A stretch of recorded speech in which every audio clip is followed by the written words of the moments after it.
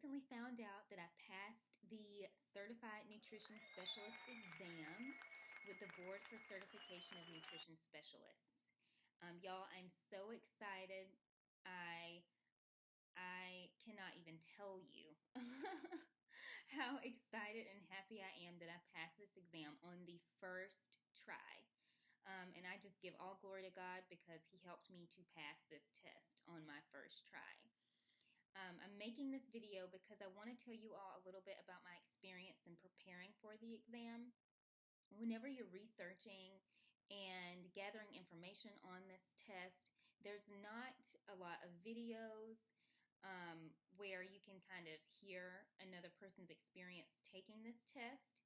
And so when I first started out, I was very intimidated because I didn't know what to expect really. There is a Facebook group that you can join. However, even after joining, I didn't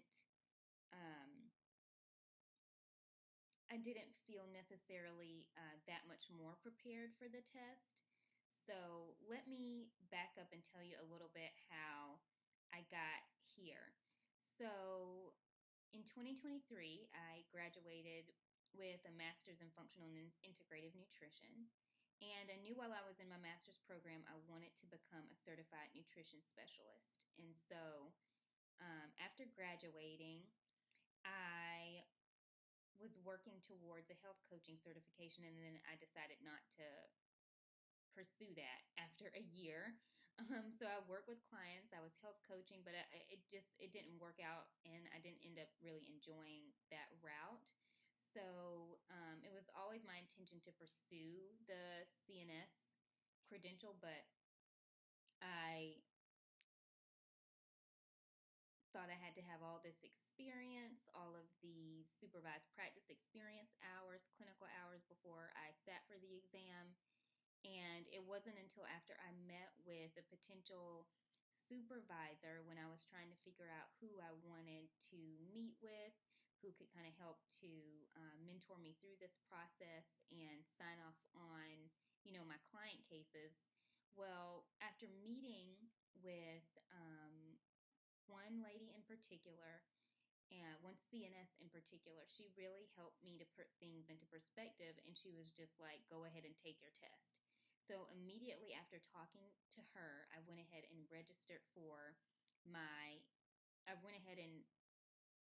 put things in order to begin registering for this exam. So there is a $100 application fee that you have to pay just to open up the application. And then once the application is open, there's several different documents and requirements in order to go ahead and be approved to sit for the exam. So I went about doing that, and I'm making a video to walk you all through that process of how to apply to take the Certified Nutrition Specialist exam. So I immediately went to work on that. She shared some resources with me and gave me some direction on the study material and shared some content with me. And after she did that, I went to work putting things in order to get approved to sit for the exam. And then I went about trying to organize somewhat of a study plan. Now, I will admit to you, I did complain a little bit at the beginning because I was like, what? There's this whole study outline. There's no study guide. Like, how am I going to make sure that I'm learning this information in a way that I'll be prepared to sit for this exam? Okay, so I complained to my family, and then I had to go back and repent, and I was like, well, Lord, I'm sorry for complaining. I need to have a can-do attitude. I can do this. And so I went ahead and just started looking through the content outline, and I'm going to make several different videos, you all, and put it on a playlist for you just to give you some direction on how to get started when you're preparing for this exam. So I studied that content outline, just trying to get an idea of, what is it that they want me to know for this exam, right? So it is an entry-level type of exam. They're not expecting you to be an expert on all things personalized nutrition, but there are some fundamental basics that we need to know. And one thing that really, really helped me in beginning to prepare for this test is really, I'm going to show you all this. I have it print. Is this. This is the BCNS Certifications Handbook. And so what I did, they give you this handbook. This handbook is available online. And then once you open up your application, you are also able to download it as well. But it is on the ANA website, and I'll put a link to it below on this video in the description. But really reading through this manual helped to give me a perspective and an understanding of how they got the content for the exam, and gave me a little bit more insight kind of on why it is that they frame the exam the way that they do.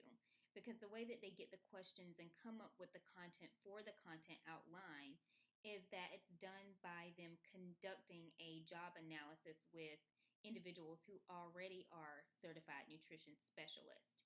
So the exam is pretty dynamic, and it's updated, and it's relevant information that we would need to know when we begin practicing as certified nutrition specialists, and we are also in the, that internship process, or during the, I shouldn't say internship, but during like the didactic part of our learning as we're preparing to become a CNS. The supervised practice experience is what I'm saying. So it's really good. And one of the things I really liked about preparing for this test was that everything that you're studying, you're most likely going to use, especially the fundamentals, right? Like domain 3, I believe it's domain 3 or 4, and that is called nutrients in human health. That is a fundamentally important, it's domain number 3. That is a fundamentally important topic area for anyone who is a nutritionist, right? So we need to understand micronutrients. We need to understand when people are on certain medications, what nutrient deficiencies they could possibly be developing. We need to understand what botanicals and herbs, right? Because most likely if you're getting a certified nutrition specialist credential, you're someone who acknowledges and recognizes that health lives outside of the conventional system. And so sometimes when we work with supplements and we use additional measures to help the body to get regulated the way it's supposed to optimize health, right? So sometimes, conventional medicine may recommend, allergy medication or different things that have to do with just targeting the symptom. Versus as a certified nutrition specialist, you're an individual who is more likely to be inclined to take a holistic approach to everything. So getting to the root of what's causing that person to have that allergy, and maybe if more holistic or more natural supplements like turmeric could be used, or things like alfalfa could be used to help someone who's having allergies. So just things like that, like everything you're learning for this test, everything you're studying, a lot of it you're going to use. Now, some of the nitty gritty, right? Like if you're not working specifically with genetic disorders or inborn errors of metabolism, you may not work with patients or clients like this every day, but everything that you learn for this, that you study or that you're learning for this exam is useful information and will make you such a great practitioner. And so I believe that wholeheartedly. And while at the first, bit of a time, me getting organized with its exam, I was intimidated. I really didn't have much to go on. Some people who took the exam before me, I got some insight from them, but it had been some years since they had taken this exam. So, it wasn't the most up-to-date information. And so I actually sat for the most recent exam in June 2025, and I received my score back a week ago. So it was a pretty quick turnaround time. They usually say it can take longer than that, but it was a pretty quick turnaround time for me. And in each of the domain categories, I got above a 70%. So I truly believe that there's some things I learned throughout the process of preparing this exam that I will be able to share with you to help you be successful when you sit for your test. And I prepared for this exam with no paid resources. So all of the resources I had access to were completely free, and I self-studied. I didn't have a group to meet with, and I was able to pass this exam on my first try with above 70% in each of the domain areas, as reported on my score report. So I just want to encourage you, it is possible to exceed and to excel on this exam, and it doesn't have to cost you a fortune to do so. You all know the cost to actually apply for the exam is $100.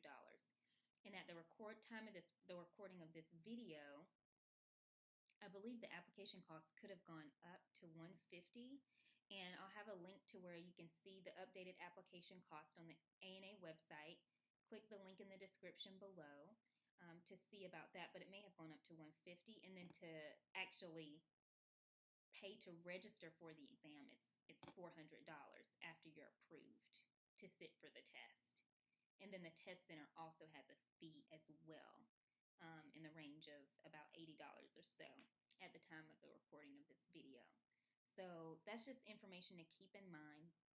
When I was preparing, y'all, it was a journey. I probably will have to make a part 2 of this video, so stay tuned and wait for the release of part 2 as well, because I have more detailed information to share with y'all about my process in preparing for this exam. But I do want to encourage you, if you're just kind of getting your feet wet, you're starting to prepare, maybe you're still enrolled in a nutrition master's program, the best way that you can start preparing for this test and to be the most successful, to take it, as quickly as you can. Now, the board does recommend that you have some supervised practice experience. So if your nutrition master's program gives you the opportunity to work with clients and to get some experience directly working with people, that will help you on the test. However, I will say that, studying case studies and understanding the mode and the methods of operation that we take when working with individuals is very important as well. And I'll go into more detail on that in some more videos that I'll make that will be on this playlist. But the biggest tip that I have for you, if you're beginning to study for this exam, if you want to know more about the CNS credential, if you want to know about how the test is scored, if you want to know about all the components of being eligible for certification, I'm going to recommend that you go to the theana.org website, and I'll put a link to that below. And that will give you more information. Click the CNS tab. And then also, if you're at the stage where you're wanting to kind of really get yourself in a position to be most successful on this exam while you're a student, or maybe you've graduated and you want to take this test and you only want to take it one time, then I'm going to recommend that you go ahead to the website and get a copy of the BCNS Certifications Handbook for the year that you're taking the exam, and scour it digitally if you prefer to read it digitally. I had it printed out and bound at my local office supply store because I'm in business and I got,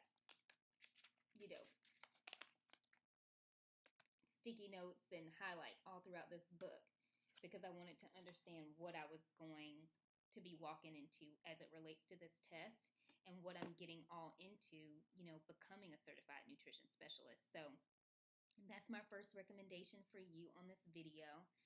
At the end of each video, I'm going to leave a checklist for you all of some action steps you can take to put you further along and to help you get more comfortable and prepared well for this exam. So first thing, get yourself a copy of the BCNS Certifications Handbook, okay? This is completely free on their website, but if you want it bound and, put together like this, you'll have to pay for that at your local office supply, and that's how I did.